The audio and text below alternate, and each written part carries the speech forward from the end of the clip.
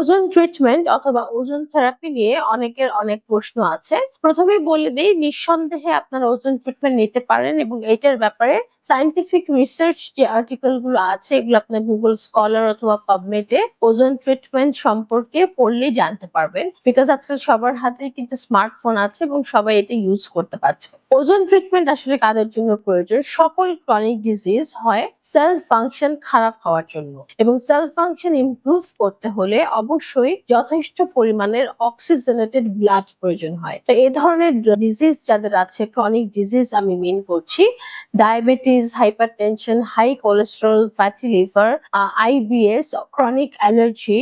So এই chronic disease গুলো cell function খারাপ হয়ে যাওয়ার জন্য হয়ে থাকে। সেল ফাংশন ইমপ্রুভমেন্টের বেসিক যে 3টা স্টেপস আছে যেগুলো নিয়ে আগে আমার ভিডিওস গুলোতে ডিটেলস আমি বলেছি, তার মধ্যে অন্যতম একটি হচ্ছে প্রচুর অক্সিজেনেটেড ব্লাড দেয়া। তবে অনেকে মনে করেন যে অক্সিজেন টক্সিসিটি হতে পারে ওজোন ট্রিটমেন্টে। আমি এনশিওর করছি আমরা যারা সেল ফাংশন নিয়ে কাজ করি অবশ্যই আমরা সেই স্ট্যান্ডার্ড প্রোটোকল ফলো করি যেখানে কোনো ওজোন টক্সিসিটি বা অক্সিজেন টক্সিসিটি ডেভেলপ করে না। বরং যখন আপনি ওজোন নিচ্ছেন তখন আমরা নির্দিষ্ট প্রোটোকলে স্লোলি আপনাকে এই ট্রিটমেন্টটা করছি, এবং ইটস জাস্ট অক্সিজেন যেখান থেকে আমরা O3 তে কনভার্ট করি ফ্রেশ অক্সিজেন সিলিন্ডার থেকে ওজোন জেনারেটেড মেশিনের মাধ্যমে এটা আমরা তৈরি করছি এবং ডিরেক্টলি আপনার ব্লাডে দিচ্ছি, যেই ক্ষেত্রে আপনার সেল ফাংশন ইমপ্রুভ করছে, হরমোন সিক্রেশন ইমপ্রুভ করছে, ইভেন হরমোন রিলেটেড যে ইস্যুস গুলো আছে যেরকম থাইরয়েড প্রবলেম, ইনসমনিয়া, মেলাটোনিন হরমোনের ইমব্যালেন্সের জন্য হয়, বা ঘুমের সমস্যা যেটাকে আমরা বলি, সেক্সুয়াল ডিসফাংশন, প্রত্যেকটা ট্রিটমেন্টের ক্রনিক ডিজিজের ক্ষেত্রে ওজোন ট্রিটমেন্টের ভূমিকা অসামান্য।